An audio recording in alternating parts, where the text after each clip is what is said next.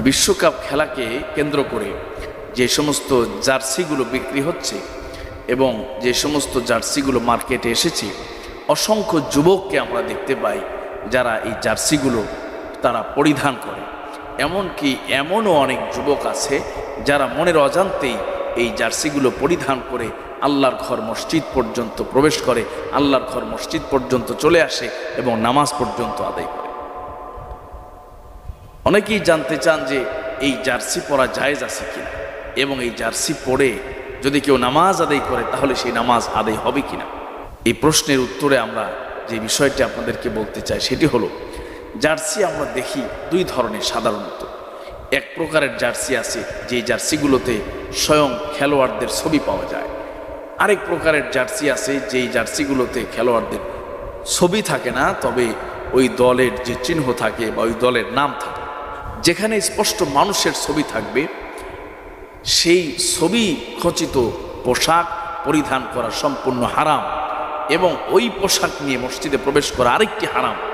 সাথে সাথে এই পোশাকে নামাজে দাঁড়ানো হারাম।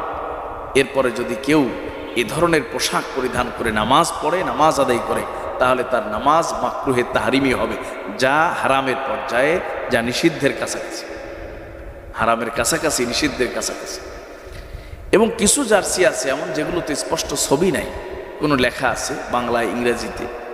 ওই জার্সিগুলো পরিধান করে কেউ যদি নামাজ পড়ে তাহলে তার নামাজ হয়ে যাবে। কিন্তু একটি বিষয় লক্ষ্য রাখতে হবে যে অবশ্যই এই জার্সিটা এই পোশাকটা একটা নির্দিষ্ট দলের প্রমাণ বহন করে।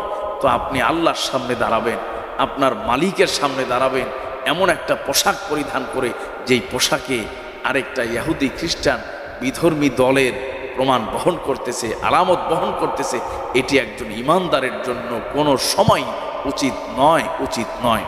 কারণ আপনি যে মালিকের সামনে দাঁড়িয়েছেন, আপনি যে আল্লাহর সামনে দাঁড়িয়েছেন সিজদা দেওয়ার জন্য, অবশ্যই আপনার অনুভূতিতে এই বিষয়টি থাকা দরকার।